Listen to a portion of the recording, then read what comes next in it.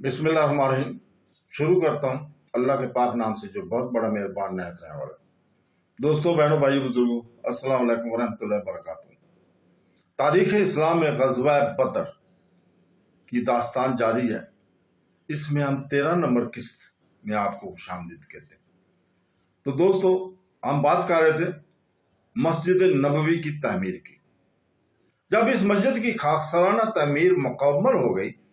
اور یہ دنیا کی پہلی مثالی درسگاہ بن گئی تھی، جس میں بقول غزالی فرشتہ سیرت انسان اور سرکشوں کو ادب سکھانے والے اور دار آخرت کے بادشاہ تربیت حاصل کرتے تھے۔ اس میں حضرت صلی اللہ علیہ وسلم نے مسلمانوں کو پہلا خطبہ دیا۔ آپ نے اس میں فرمایا، جیسا کہ بہقی نے عبد الرحمن بن عوف سے روایت کی ہے، اے لوگو، اپنی جانوں کے لیے کچھ پیش کرو۔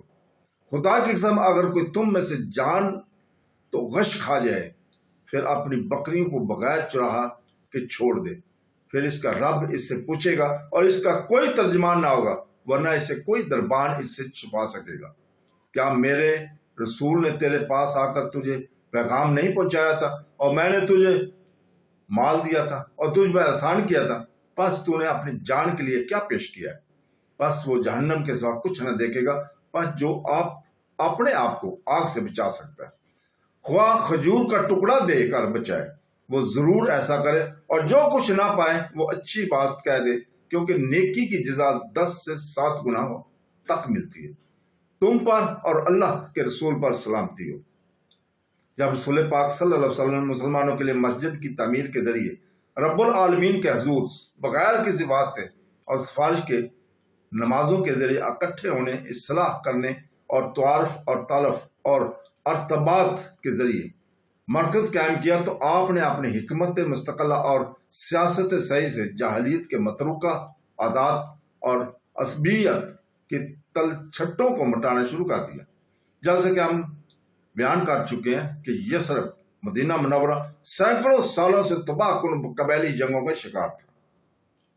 جنہوں نے اس کے شباب کی تازگی اور اس کی وحدت کو نہایت بری طرح فنا کر دیا تھا، جس کی وجہ سے دخیل یہودیوں کو جزیرہ عرب کے اس مبارک خطہ میں مرکز بنانے کا موقع مل گیا تھا۔ رسول پاک صلی اللہ علیہ وسلم نے فیصلہ کن حکیمانہ فعل سے قدیم جاہلیت کے بغض کے بیجوں اور اوس اور خزرج کے درمیان پرانے اور مستحکم عنصری غصے کو اکھاڑ پھینکا، اور وہ اس طرح کو آپ نے مدینہ میں تمام مسلمان مہاجرین اور انصار کے درمیان ایک کانفرنس میں موخات کر دی۔ آپ نے ان میں 2 آدمی کے درمیان موخات کرائی۔ ابن اسحاق بیان کرتے ہیں کہ رسول پاک صلی اللہ علیہ وسلم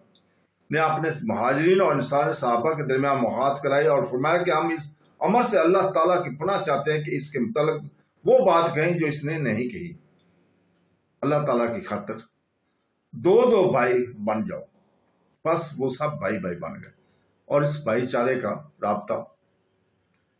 جدید معاشرہ کے عناصر کے درمیان سیاسی، انتظامی اور قانونی وحدت کے قیام کے لیے عربوں کے حلیفی رابطہ سے زیادہ قوی اور مؤثر تھا، اور انصار نے اور خصوصاً ان کے زمانے اس بھائی چارے کو رشک کی نگاہوں سے دیکھا، کیونکہ اس میں انہیں اپنی مطلوبہ آرزو پوری ہوتی نظر آئی، اور وہ امن و سلامتی کی آرزو تھی، جس سے یثرب سینکڑوں سالوں سے ان تباہ کن خانہ جنگیوں کی وجہ سے محروم تھا، جن کو آگ سے اور اوس و خزا کے دونوں قبیلے جا رہے تھے، حالانکہ وہ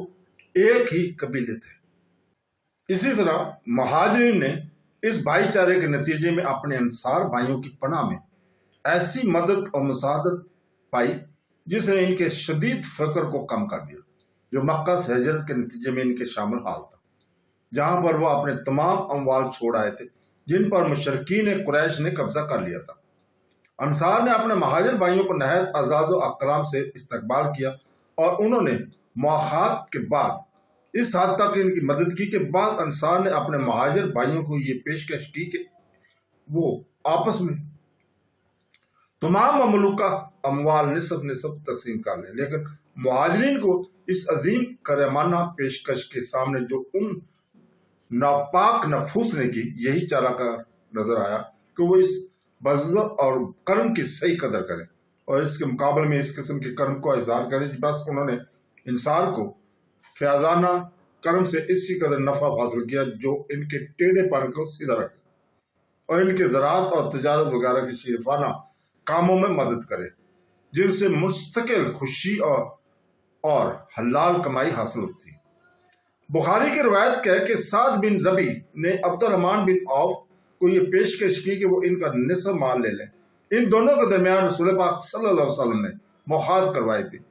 سعد نے عبد الرحمن سے کہا کہ میں انصار کا بڑا مالدار آدمی ہوں، میں اپنے مال کو نصف تقسیم کرتا ہوں، اور میری 2 بیویاں ہیں، ان کو دیکھ لو، جو تمہیں اچھی لگے اس کا نام مجھے بتاؤ،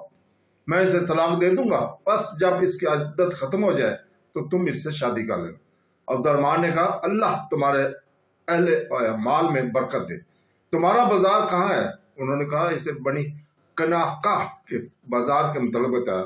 بس جب عبد الرحمن وہاں سے واپس لوٹے تو ان کے پاس بچا ہوا پنیر اور گھی تھا۔ پھر انہوں نے متواتر صبح کو وہاں جانا شروع کر دیا۔ ایک دن وہ آئے تو ان پر زردی کے کچھ نشانات تھے۔ حضور پاک صلی اللہ علیہ وسلم نے ان کا حال پوچھا تو کہنے لگے میں نے شادی کی ہے۔ آپ نے فرمایا تو اسے کیا دیا ہے؟ انہوں نے جواب دیا سونے کی گٹھڑی۔ اس طرح رسول پاک صلی اللہ علیہ وسلم جدید معاشرہ کو مضبوط ستونوں پر قائم کرنے میں کامیاب ہو گئے، اور سب سے اہم ستون وحدت صحیح تھی جسے آپ نے اوس اور خزرج کے قبیلوں کے درمیان قائم کیا۔ اس قسم کی وحدت کو یثرب نے اپنی تاریخ میں مشاہدہ نہیں کیا تھا۔ اس وحدت کے ذریعے حضور پاک صلی اللہ علیہ وسلم نے دلوں سے جاہلیت کے متروکہ متکبرانہ غصے اور مصیبت کے کینے کھینچ کر باہر نکال دیے، اور اس وحدت سے جسے رسول پاک صلی اللہ علیہ وسلم نے اوس اور خزرج کے درمیان قائم کیا تھا، دعوت اسلامی نے بہت فائدہ اٹھایا، خصوصاً عسکری میدان میں۔ اوس اور خزرج کے قبائل عظیم حربی قوتوں کے مالک تھے، اور جزیرہ عرب میں ان کی بڑی اہمیت ہے، لیکن یہ قوتیں یثرب میں مدینہ منورہ میں انوار محمدی کے طلوع سے قبل ان جہلی خانہ جنگی میں ختم ہو جاتی تھی، جن سے مدینہ کے یہودی علاقہ میں اپنے تسلط کو مضبوط کرنے کے لیے نفع حاصل کرتے تھے، خصوصاً اقتصادی تسلط کو۔ وہ جنگ کے شعلوں کو اپنی خاص طریقوں سے بھڑکاتے رہتے تھے، مگر جب اسلام آیا اور اس نے ایک عقیدے کو زیر سایہ ان قبائل کو متحد کیا اور ان قبائل کی حربی قوتوں سے استفادہ کیا اور ان کی صحیح جانب رہنمائی کی، تو یہ قبائل رسول پاک صلی اللہ علیہ وسلم کے زمانے ہی میں سب سے پہلی اور بڑی حربی قوت تھے جس پر اسلام نے جزیرہ عرب کی کناف میں توحید کے اشاعت اور امن و استقرار اور عدل و انصاف کی قائم کرنے میں اعتقاد کیا، اور خصوصاً ان فیصلہ کن معرکوں میں جو اس نے اپنے بڑے دشمن کفار قریش سے کیے۔ جب رسول پاک صلی اللہ علیہ وسلم نے مدینہ میں مسلمانوں کے درمیان سیاسی، عقائدی اور انتظامی وحدت قائم کر کے اسلامی معاشرے کے اصول کو مضبوطی سے قائم کر دیا، تو اس کے بعد آپ نے غیر مسلموں کے ساتھ یعنی ان یہودیوں کے ساتھ جو مدینہ میں مقیم تھے تعلقات استوار کرنے شروع کیے۔ آپ بادشاہت یا جاہ و حشمت یا مال کے طالب نہیں تھے، یہ وہ امور ہیں جو اپنے طالب کو تسلط اور ظلم کے راستے پر ڈال دیتے ہیں۔ آپ صرف نبی اور رسول تھے، اور آپ کا مقصد یہ تھا کہ تمام بشریت خیر و سعادت سے بہرہ اندوز ہو۔ اس لیے آپ نے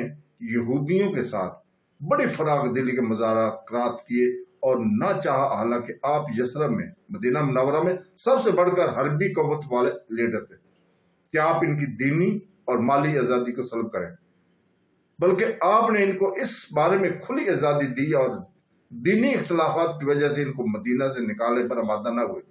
بلکہ آپ نے ان کے وجود کو اہل کتاب کی امت کی مانند تسلیم کیا، اور ان کا اپنا دین تھا اور مسلمانوں کا اپنا۔ بلکہ آپ تو اس سے بھی بہت دور چلے گئے، آپ نے ان یہودیوں کے ساتھ ایک معاہدہ کیا جس کا مفہوم یہ تھا کہ مسلمان اور یہودی آپس میں اچھے پڑوسیوں کی طرح رہیں گے اور باہم صلح اور سلامتی سے رہیں گے۔ اس کے علاوہ اس میں یہ بات بھی تھی کہ وہ یثرب کے مشترکہ دفاع کریں گے، اور اس معاہدہ میں حضور پاک صلی اللہ علیہ وسلم نے یہودیوں کو آزادی رائے اور آزادی عقیدہ اور مملوکہ اعمال میں آزادانہ تصرف کی ضمانت دی۔ جب رسول پاک صلی اللہ علیہ وسلم سیاسی اجتماعی معاہدات کر رہے تھے تو ان کے دوران اسی دوران میں تمام یثرب تمام مدینہ منورہ اسلام سے متاثر ہو رہا تھا، اور اس کے باشندے اپنی رضامندی اور اختیار سے دین اسلام میں فوج در فوج داخل ہو رہے تھے۔ رسول پاک صلی اللہ علیہ وسلم کے حکمات، تصرفات اور شریفانہ معاملات تمام لوگوں کے دلوں میں انتہائی گہرا اثر ڈال رہے تھے، جس کی وجہ سے یثرب یعنی کہ مدینہ منورہ کے تمام باشندے تھوڑے مہینوں میں ہلکا بگوش اسلام ہونے لگے اور دین توحید کو اختیار کرنے لگے۔ یہود کے سوا یہاں تک کہ وہ غیر یہودی جو حضرت محمد صلی اللہ علیہ وسلم کے اور آپ کی دعوت کو ناپسند کرتے تھے، وہ بھی اس دین کی رسالت کے علمبردار کے ساتھ بغض اور کینہ رکھنے کے باوجود اپنے اسلام کرنے پر مجبور ہو گئے۔ تو دوستو، اس کے ساتھ ہی ہم اجازت چاہتے ہیں کل تک کے لیے۔ کل انشاءاللہ تعالی ہم آپ کے سامنے 14 نمبر قسط کو بیان کریں گے۔ اللہ حافظ۔